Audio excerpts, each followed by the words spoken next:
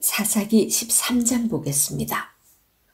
13장에서 16장까지는 삼손 이야기가 그려지고 있습니다. 13장에서 14장은 삼손이 출생하는 그 과정에서 일어난 일들, 그리고 삼손이 결혼하는 이야기가 그려지고요.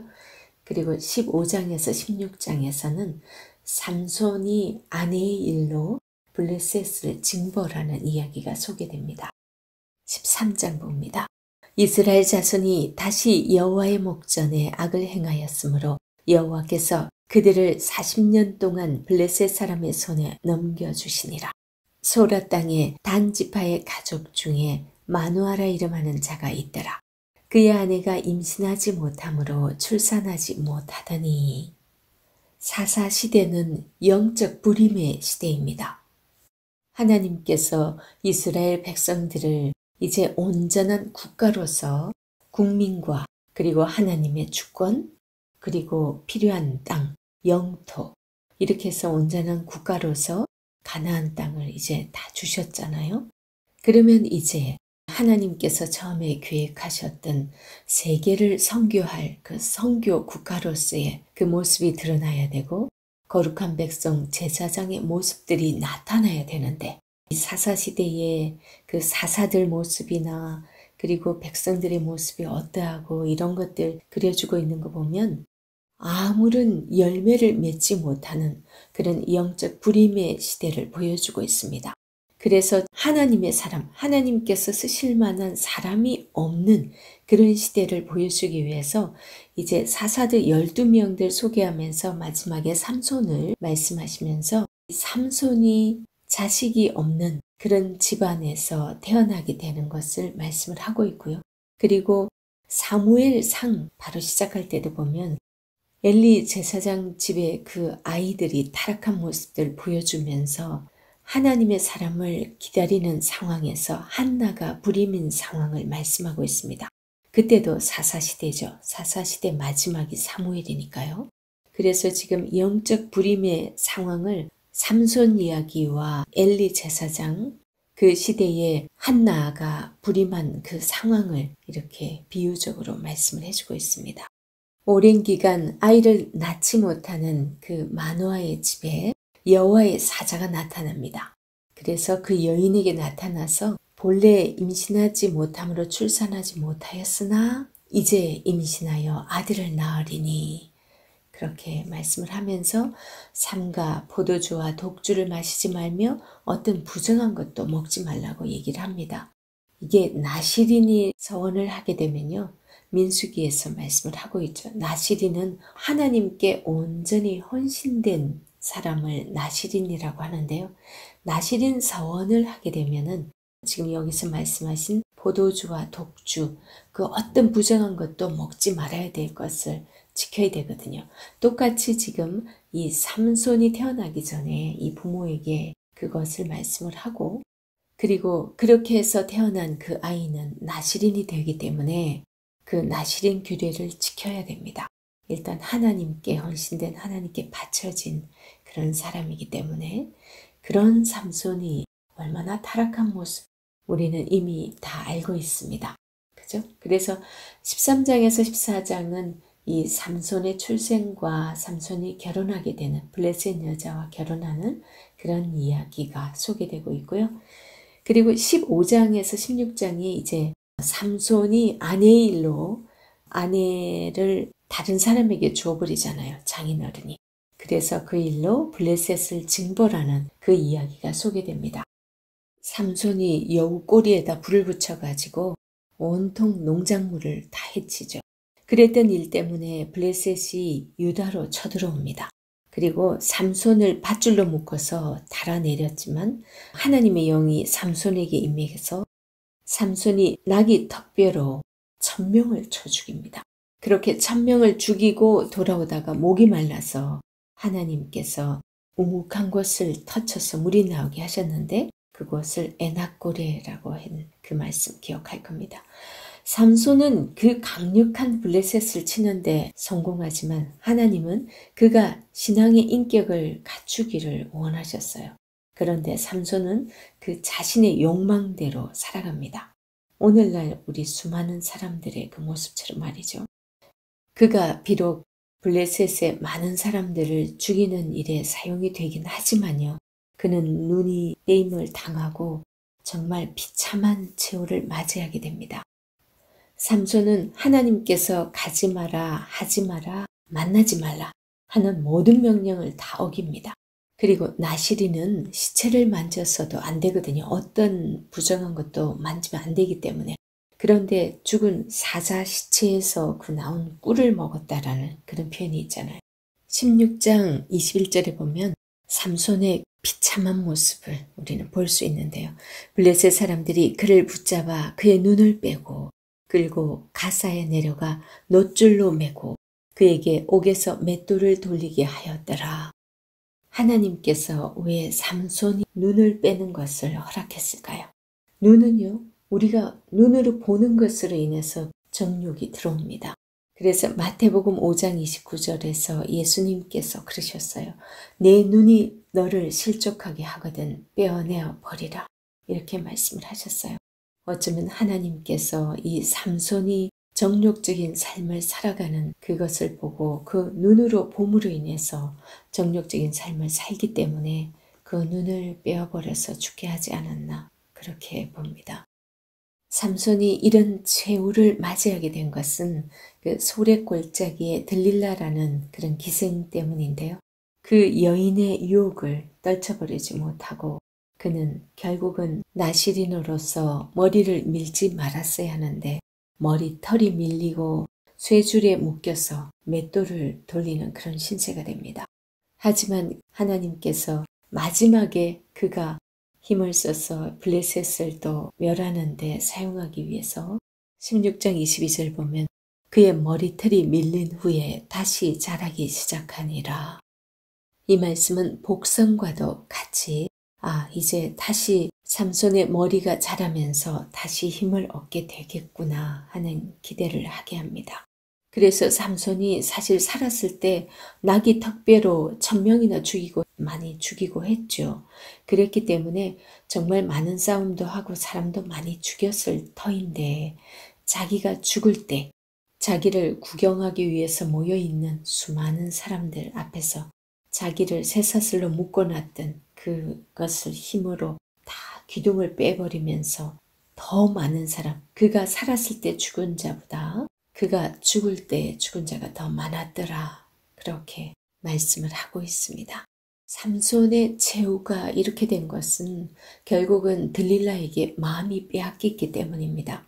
우리도 이 땅을 살아가면서 우리의 마음이 어디에 가 있느냐에 따라서 우리의 행동이 달라지고 우리가 가는 발걸음이 달라집니다. 그래서 신앙생활은 정말 삶의 우선순위를 정하는 것이고요. 우리 마음을 어디에다 두느냐에 따라서 우리의 신앙의 삶이 그 방향이 달라집니다. 삼손이 끝내 흔들렸던 것이요. 이미 들릴라라는 이 여인에게 마음이 빼앗겨 있었잖아요. 16장 15절에 보면 들릴라가 삼손에게 이렇게 말합니다. 당신의 마음이 내게 있지도 않으면서 어찌 나를 사랑한다 하느냐. 이 말은 이제 삼손이 몇 번이나 거짓말로 알려주고 어디서 그 힘이 나오는지 물었을 때 그랬을 때 아닌 것을 확인하고서 들릴라가 이제 이렇게 얘기하죠. 이제 그렇게 하면서 결국은 삼손은 그 들릴라에게 사실대로 말해줌으로 인해서 눈이 뽑히고 그리고 맷돌을 돌리는 그런 신세가 됩니다. 하나님의 사람들이 세상에 그 마음을 빼앗기고 살아간다면 어떠한 최후를 맞이하게 되는지 이 삼손 이야기를 통해서 보게 됩니다. 삼손은 정말 인생의 그 멋진 시기, 20대에서 40대의 그 멋진 시기를 정말 세상의 그 유혹에 빠져서 호랑방탕하게 살다가 비참한 최후를 맞이하게 되었습니다. 우리는 기드온이나 삼손 이야기를 대하면서 그렇게 엉망인 사람도 쓸 수밖에 없는 하나님의 마음을 조금이라도 이해할 수 있었으면 좋겠습니다.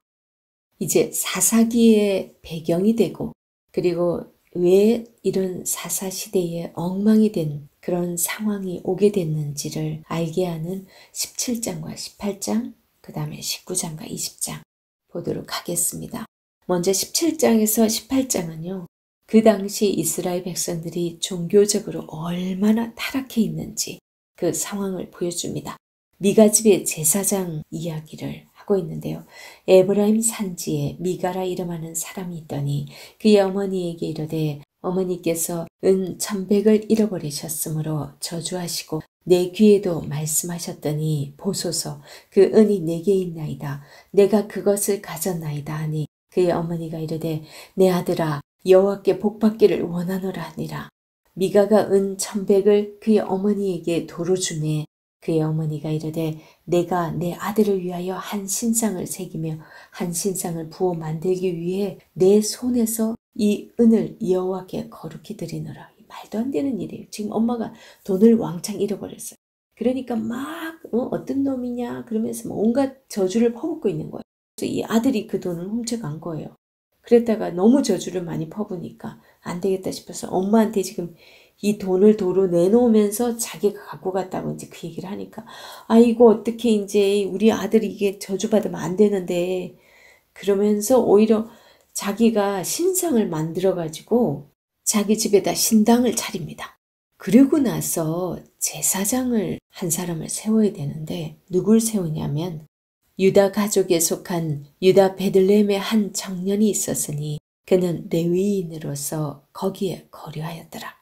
그 사람이 거주할 곳을 찾고자 하여 그 성읍 유다 베들레헴을 떠나가다가 에브라임 산지로 가서 미가의 집에 이르매 미가가 그에게 묻되 너는 어디서부터 오느냐 하니 그가 이르되 나는 유다 베들레헴의 레위인으로서 거류할 곳을 찾으러 가노라 하는지라. 미가가 그에게 이르되 네가 나와 함께 거주하며 나를 위하여 아버지와 제사장이 되라. 내가 해마다 은 10과 의복 1벌과 먹을 것을 주리라 하므로 그 레위인이 들어갔더라. 그 레위인이 그 사람과 함께 거주하기를 만족하게 생각했으니 이는 그 청년이 미가의 아들 중 하나같이 됨이라. 미가가 그 레위인을 거룩하게 구별하매 그 청년이 미가의 제사장이 되어 그 집에 있었더라. 이에 미가가 이르되 레위인이 내 제사장이 되었으니 이제 여호와께서 내게 복 주실 줄을 아노라 하니라. 지금 미가라는 사람이 자기 집에다가 신상을 세워놓고 개인 제사장을 두었다라는 거예요. 그것도 레위인으로. 그럼 지금 레위인이 지금 거할 곳을 찾아서 돌아다니다가 미가의 집에 갔다라는 그런 표현이 있잖아요. 하나님께서 분명히 레위인에게는 따로 땅을 주지 않았죠. 하지만 어떻게 하라고 그랬어요? 다른 나머지 지파들이 11조나 이 헌금을 내서 그 레위인을 먹고 살게 했었어야 되겠어요. 그리고 레위인은 어떻게 해야 되나요? 그들에게 말씀을 가르치고 하나님을 잘 섬길 수 있도록 돕는 그 일을 레위인이 감당해야 했었어요. 하지만 그 일을 레위인이 전혀 하지 않았던 거죠.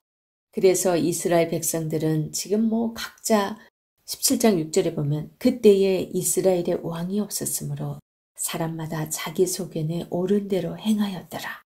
그 다음 18장 1절에도 그때에 이스라엘의 왕이 없었고 이런 식으로 왕이 없었다. 이거는 그들을 다스리는 왕, 그것도 실제 없었죠. 하지만 하나님께서 왕이셨잖아요. 모세를 통해서 말씀하셨고 그 다음에 여호수아를 통해서 말씀이 오고 있었죠. 하지만 사사기 시작이 여호수아가 이제 죽은 후에라고 시작되잖아요. 그리고 이제 11개 지파 이제 뿔뿔이 흩어져서 각자 이제 지방 분권적인 그런 정치를 하고 있는 그런 상황에서 각자 자기 소견에 옳은 대로 살고 있었는데 종교마저 다 타락이 되어서 지금 미가라는 사람이 자기 집에다 신상을 세워놓고 레위인을 자기 개인 제사장으로 삼고 있다. 지금 그런 시대다. 이걸 보여주고 있는 거예요. 그런데다가 좀 18장에서 더 심해요. 지금 이 미가와 이제 단 지파 사람들 이야기인데요. 18장 봅니다. 그때에 이스라엘에 왕이 없었고 단 지파는 그때 거주할 기업의 땅을 구하는 중이었으니 이는 그들이 이스라엘 지파 중에서 그때까지 기업을 분배받지 못하였습니다. 어떻게 단 지파가 왜 그랬냐면요. 단 지파 근처에 블레셋 그들이 쫓아내야 되는데 쫓아내지 못했던 그 블레셋이 그 주변에 있을 때 블레셋 사람들이 아주 강성했어요. 그들이 계속 단 지파를 괴롭히니까 이들이 지금 제대로 거기 정착을 못하고 떠돌고 있는 그런 상황이었다라는 거예요. 그러면서 단 자손이 소라와 에스다올에서부터 그들의 가족 가운데 용명설은 5사람을 보내어 땅을 정탐하고 살피게 하며 그들에게 이르되 너희는 가서 땅을 살펴보라. 그들이 에브라임 산지에 가서 미가의 집에 이르러 거기서 유숙하니라. 그들이 미가의 집에 있을 때에 그 레위 청년의 음성을 알아듣고 그리로 돌아가서 그에게 이르되 누가 너를 이리로 인도하였으며 네가 여기서 무엇을 하며 여기서 무엇을 얻었느냐 하니 그가 그들에게 이르되 미가가 이러이러하게 나를 대접하고 나를 고용하여 나를 자기의 제사장으로 삼았느니라 하니라. 그래서 지금 정탐하고 오라고 한 그 5사람 보냈잖아요. 그렇게 가는 길에 미가의 집에 이제 신상이 있는 거, 그 다음에 레위 지파 제사장이 있는 그것을 확인했어요. 그 다음에 이제 소라와 에스다올로 가서 이제 보니까 그곳에 이제 자기네들이 쳐도 되겠는 거예요. 사람들이 좀 무방비 상태고 좀 만만해 보였던 거죠. 그래서 지금 단 지파 가족 중에서 600명이 무기를 가지고 소라와 에스다올로 갑니다. 그리고 올라가서 유다에 있는 기랏 이아림에서 이제 진을 치는데 그곳 이름이 오늘까지도 이제 마하네 단이 있고 그곳은 기랏 이아림 뒤에 있었대요. 그래서 무리가 거기서 떠나 이제 에브라임 산지 미가의 집에 다시 갑니다. 그때 이제 전에 자기네들이 라이스 땅을 좀 탐하러 갈 때에 그 사람들이 그걸 봤잖아요. 지금 본 게 있어가지고 어떻게 해요? 미가 집에 있는 신상도 빼앗아가고 그러면서 그 제사장에게도 그러죠. 너 한 집의 제사장이나 한 지파의 제사장이나 그러니까 우리랑 같이 가서 그냥 우리 지파의 제사장해. 그러면서 그 사람까지도 데리고 갑니다. 미가는 안 빼앗기려고 막 항의를 하지만 단 자손들이 워낙 군사 많이 이끌고 왔기 때문에 그냥 빼앗깁니다. 완전 무법천지의 그 모습을 보여줍니다. 그리고 그들이 빼앗은 성읍을 막 사람들을 칼로 치고 불사르고 이렇게 해서 빼앗게 되죠. 원래 단 지파의 지역은 거의 중부 쪽에 가까웠어요. 그랬었는데 이제 이들이 올라가서 새로 자리를 잡은 곳은 북쪽입니다. 텔단 있는 그쪽이죠. 29절 이스라엘에게서 태어난 그들의 조상 단의 이름을 따라 그 성읍을 단이라 하니라. 그 성읍의 본 이름은 라이스였더라. 단 자손이 자기들을 위하여 그 새긴 신상을 세웠고 모세의 손자요 게르솜의 아들인 요나단과 그 레위 사람이라고 하는 사람이요. 세상에 모세의 손자이고 게르솜의 아들이래요. 모세의 손자 요나단과 그의 자손은 단 지파의 제사장이 되어 그 땅 백성이 사로잡히는 날까지 이르렀더라.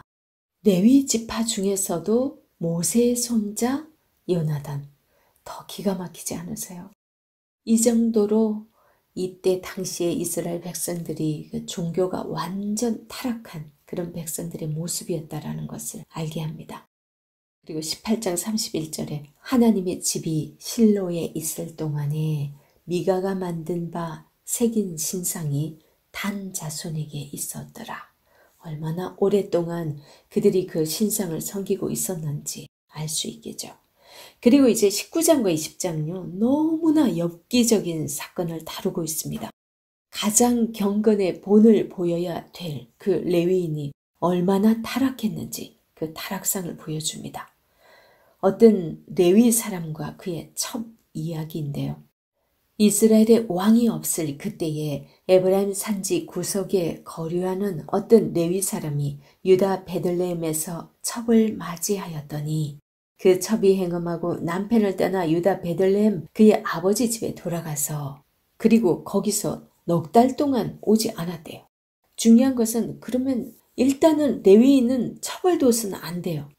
레위기에서 분명히 규정을 하고 있습니다. 그런데 첩을 뒀어요. 그러면 첩을 뒀는데 이따가 갔어. 자기 싫다고. 그러면 그냥 두고 살아야죠. 근데 그 첩을 또 데리러 갑니다. 근데 그 첩의 고향이 어디라고요? 유다 베들레헴이랍니다. 예수님께서 베들레헴의 말구유에서 태어나신 거 아시죠? 그래서 이 레위인이 첩을 데리러 갔는데 그 장인어른이 계속 못 가게 해요. 계속 붙잡고 한 밤 더 자고 두 밤 더 자고 막 이렇게 자고 있다가 결국은 언제 가려고 하냐면요. 장인어른이 계속 붙잡아서 못 가고 있다가 이제는 도저히 안 되겠다. 이렇게 가야 되겠다고 이제 마음을 먹습니다. 그래서 지금 19장 10절에 보면 그 사람이 다시 밤을 지내고자 하지 아니하여 일어나서 떠나 여부서 맞은편에 이르렀으니 여부서는 곧 예루살렘이라. 안장지운 낙이 2마리와 첩이 그와 함께 하였더라. 그들이 여부서에 가까이 갔을 때에 해가 지려 하는지라. 종이 주인에게 이르되 청하건대 우리가 돌이켜 여부스 사람의 이 성읍에 들어가서 유숙하십시다 하니 주인이 그에게 이르되 우리가 돌이켜 이스라엘 자손에게 속하지 아니한 이방 사람의 성읍으로 들어갈 것이 아니니 기브아로 나아가리라 하고, 이방인들이 사는 곳이 아닌 그나마 기브아는 이제 자기네들 동족이 있는 그곳에서 이제 묵어서 가겠다라고 생각하고 그곳으로 갔다는 거예요. 또 그 종에게 이르되 우리가 기브아나 라마 중 한 곳에 가서 거기서 유숙하자 하고 모두 앞으로 나아가더니 베냐민에 속한 기브아에 가까이 이르러 해가 진지라. 기브아에 가서 유숙하려고 그리로 들어가서 성읍 넓은 거리에 앉아 있으나 그를 집으로 영접하여 유숙하게 하는 자가 없었더라. 그만큼 민심이 아주 좋지 않았다라는 거죠. 그래서 저녁 때에 한 노인이 밭에서 일하다가 돌아오니 그 사람은 본래 에브라임 산지 사람으로서 기브아에 거류하는 자요 그곳 사람들은 베냐민 자손이더라. 노인이 눈을 들어 성읍 넓은 거리에 나그네가 있는 것을 본지라. 노인이 묻되 그대는 어디로 가며 어디서 왔느냐 하니 그가 그에게 이르되 우리는 유다 베들레헴에서 에브라임 산지 구석으로 가나이다. 나는 그곳 사람으로서 유다 베들레헴에 갔다가 이제 여호와의 집으로 가는 중인데 나를 자기 집으로 영접하는 사람이 없나이다. 우리에게는 나귀들에게 먹일 집과 여물이 있고 나와 당신의 여종과 당신의 종인 우리들과 함께한 청년에게 먹을 양식과 포도주가 있어 무엇이든지 부족함이 없나이다 하는지라. 민폐 안 끼친다 이러는 거죠. 그렇게 해서 이제 이 노인이 자기 집에 유숙하게 합니다. 그런데 중요한 거는 이제 그 성읍에 불량배들이 나타나죠. 이 불량배들은 동성애자들입니다. 그래서 이들을 상관하겠다고 끌어내라고 합니다. 하지만 당시 문화로서는 이 자기 집에 들어온 손님을 욕보이는 것은 그 사람의 그 명예를 엄청나게 실추시키는 그런 일이에요. 그래서 이 남자를 보호합니다. 그러면서 이 노인의 자기 딸과 그리고 그 사람의 첩을 내줍니다. 그래서 밤새도록 욕보입니다. 그런데 중요한 건 이 레위인은 그때 밤에 잠을 잡니다. 정말 상식적으로 이해가 안 돼요. 그래서 잠을 자고 일어나서 보니까 그 여인이 문지방에서 엎드려져 죽었어요. 정말 그런 죽은 상태로 발견을 하게 됩니다. 그런데 29절 봅니다. 그 집에 이르러서는 칼을 가지고 자기 첩의 시체를 거두어 그 마디를 찍어 12덩이에 나누고 그것을 이스라엘 사방에 두루 보내매 그것을 보는 자가 다 이스라엘 자손이 애굽 땅에서 올라온 날부터 오늘까지 이런 일은 일어나지도 아니하였고 보지도 못하였도다. 이 일을 생각하고 상의한 후에 말하자 아니라 사람의 시체를 12덩이로 조각을 내서 각 지파에다가 그 조각을 보냈다는 거예요. 너무 기가 막히지 않으세요? 이 레위인의 행동 한번 보세요. 그만큼 지금 얼마나 엉망이고 세상이 타락되어 있는지 그 상황을 이렇게 신랄하게 보여줍니다. 그래서 이제 20장에서 이스라엘에 전쟁이 일어나게 됩니다. 이제 그 12덩이로 나눠서 보냈으니 이 일을 행한 자가 바로 베냐민 지파다. 그렇게 하니까 이제 각 지파에서 대표들이 가서 베냐민 지파의 그 비류들, 그 불량배들 내놓으라 그러죠. 그런데 내놓지 않습니다. 그러자 이제 베냐민 지파를 뺀 나머지 지파 사람들이 제비를 뽑아서 이 베냐민을 치러 갑니다. 그래서 정말 피비린내 나는 동족 상잔의 전쟁이 일어납니다. 그렇게 해서 나중에 베냐민 지파 사람들이 이제 12지파에서 완전 없어질 위기에 봉착했어요. 그만큼 베냐민 지파 사람들 지금 600명만 남기고 다 죽여버렸기 때문에, 그런데다가 아무도 베냐민 사람에게 시집 보내지 말라라고 했어요. 그렇게 두면 베냐민 지파는 거의 없어지겠죠. 아이도 못 낳고 하면. 그래서 야베스 길르앗의 여인 중에서 여자들 잡아다가 베냐민에게 나중에 잡아다 줍니다. 큰일 났다. 자기네들이 지금 조상부터 물려받은 12지파인데 한 지파가 없어지면 자기들이 이제 하나님 앞에 책망받게 되니까. 그렇게 해서 겨우 베냐민 지파가 맹명을 유지하게 됩니다. 한마디로 영적으로, 도덕적으로, 모든 사회적으로 모든 것이 다 부패하고 타락하고 엉망인 그런 상황이 이 사사시대라는 것을 보여주고 있습니다. 이렇게 총체적으로 타락한 그 모습, 그 사사시대가 오게 된 가장 큰 이유가 뭘까요? 이 사사기에서는 레위인이 하나님의 말씀을 가르치지 않고 그 제 역할을 하지 않은 것을 굉장히 크게 꼬집고 있습니다. 그래서 미가 신상 그 사건이나 그 다음에 레위인 첩사건, 이걸 맨 뒤에다 두면서 이스라엘 백성들이 이렇게까지 타락할 수 있었던 것은 레위인이 하나님의 말씀을 가르치지 않고 지금 모세가 모세 오경을 남겨두고 간 그런 상태입니다.